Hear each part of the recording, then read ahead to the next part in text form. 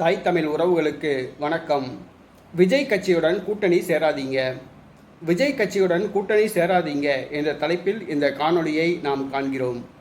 நடிகர் விஜய் இவர் நாளைய தீர்ப்பு என்ற திரைப்படத்தின் மூலம் தமிழ் திரைப்படத்துக்கு கதாநாயகனாக அறிமுகமானார். பூவே உனக்காக என்ற திரைப்படம் இவருக்கு திருப்பு முனையை கொடுத்தது. அதற்கு பின்பு தனக்கென்று ஒரு ரசிகர் பட்டாளத்தை உருவாக்கி அவர் திரையுலகில் தனக்கென்று ஒரு இடத்தை பிடித்து கொண்டார். அரசியலில் கால் பதிக்க வேண்டும் என்ற ஆசை ஏற்பட்டது. அதன் காரணமாக கடந்த பிப்ரவரி மாதம் தமிழக வெற்றி கழகம் என்ற கட்சியை ஆரம்பித்தார். கடந்த 22ஆம் தேதி கட்சி கொடியை ஆரம்பித்தார். மாநாடு நடக்குமா நடக்காதா என்று தெரியவில்லை. இந்த சூழ்நிலையில் நடிகர் விஜயுடன் கூட்டணி அமைக்க பல கட்சிகள் முயன்று வருவதாக கூறப்படுகிறது.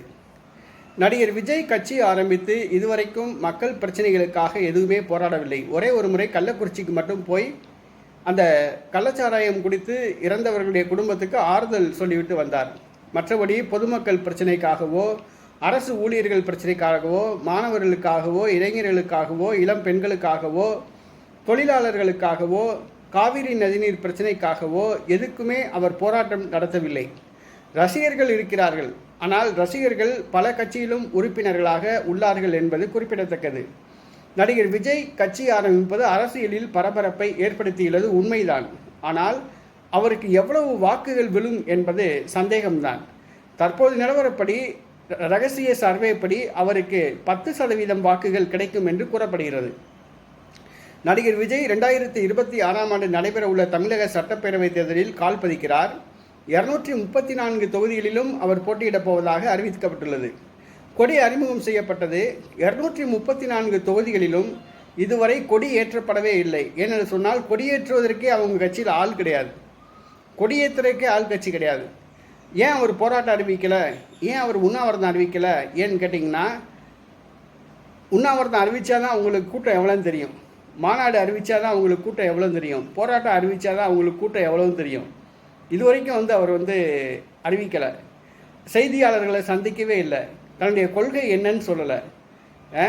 10% வாக்கு கிடைக்கும்னு சொல்கிறாங்க. கண்டிப்பாக அவளுக்கு கிடைக்கிறதுக்கு வாய்ப்பே கிடையாது. 234 தொகுதியிலே அவர் போட்டியிடட்டும், போட்டியிட்டு தன்னுடைய வாக்கு வங்கி எத்தனை சதவீதம் அப்படின்னு நிரூபிக்கட்டும். அதுக்கப்புறம் அவரோட கூட்டணி சேர்றது பற்றி பேசுங்க. அவர் ஒரு 30% வாக்கு வங்கி வந்துச்சுன்னா அடுத்ததாக கூட்டணி கட்சிகள் அவரை முதலமைச்சராக ஏற்றுக்கிட்டு அவர்கிட்ட கூட்டணி சேருங்க. ஒரு 8% வாக்கு வந்துச்சுன்னா திமுக, அதிமுக, பாஜக அவரை கூட்டணியாக வச்சுக்கிட்டு அவருக்கு எம்எல்ஏ சீட்னா ஒரு 30 சீட்டு, எம்பி சீட்னா ஒரு 5 சீட்டு அப்படி கொடுங்க. எடுத்த உடனே இப்போ தான் கட்சி ஆரம்பிச்சிருக்காப்புல, அதுக்குள்ளே போயிட்டு அவரை முதல்வர் வேட்பாளர் கூட்டணி அப்படின்லாம் காண்பிக்காதீங்க.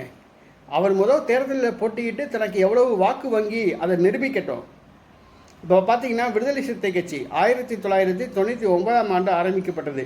இதுவரைக்கும் அவங்க இந்த தேர்தலையும் எந்த தேர்தலையும் தனித்து போட்டியிடவே கிடையாது. 234 தொகுதிகளையும் 40 பாராளுமன்ற தொகுதிகளையும் தனித்து போட்டிக்கிட்டு தனக்கு இவ்வளோ வாக்கு வங்கி இருக்குன்னு சொல்லி அவங்க நிரூபிக்கவே கிடையாது.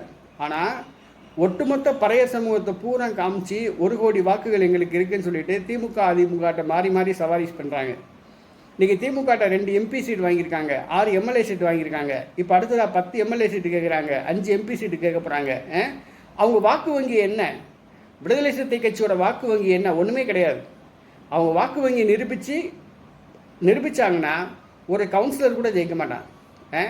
ஒரு எம்எல்ஏ எலெக்ஷனில் 5000 ஓட்டு கூட வாங்க மாட்டாங்க, ஒரு எம்பி எலெக்ஷனில் 10,000 ஓட்டு கூட வாங்க மாட்டாங்க. ஆனால் அவங்களுக்கு 2 எம்பி சீட்டு திமுக கொடுத்துருக்கு, 6 எம்எல்ஏ சீட்டு கொடுத்துருக்கு. அவங்க வாக்கு வங்கி நிரூபிக்கவே இல்லைல்ல, உடனே நிரூபிக்கட்டும், கழட்டி விடுங்க, திமுக அதிமுக கழட்டி விடுங்க. அதே மாதிரி தான் இந்த எலெக்ஷனில் விஜயை நீங்கள் தனித்து விடுங்க, அவர் தன்னுடைய வாக்கு வங்கியை நிரூபிக்கட்டும். அதுக்கப்புறம் கூட்டணி பற்றி சேருங்க. நீங்கள் விஜயோட கூட்டணி அமைச்சு போட்டிக்கிட்டீங்கன்னா உங்கள் ஓட்டு தான் அவருக்கு கொடுக்கும், அவர் ஓட்டு உங்களுக்கு கூடாது. உங்கள் ஓட்டு அவர் வாங்கிக்கிட்டு எனக்கு இத்தனை சதவீத ஓட்டு இருக்குன்னு சொல்லுவார்.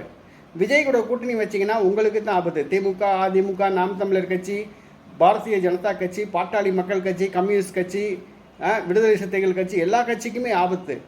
முதல் அவங்கள தனித்து விஜய் கட்சியை தனித்து நின்று போட்டியிட வச்சு எத்தனை சதவீத வாக்குன்னு சொல்லி நிரூபிக்கட்டும். அடுத்த எலெக்ஷனில் நீங்கள் கூட்டணி சேருங்க, கூட்டணி வைக்கிறத பற்றி பேசுங்க. இப்போ தான் கட்சி ஆரம்பிச்சிருக்காப்புல, வாக்கு வங்கியே நிரூபிக்கல, அதுக்கே கூட்டணி போட்டிக்கிட்டுறீங்க. விஜய் கட்சியை யாரும் கூட்டணி சேராதீங்க, தனிச்சு போட்டியிட்டு தங்களுடைய செல்வாக்கு என்னன்னு சொல்லி அவங்க நிரூபிக்கட்டும்.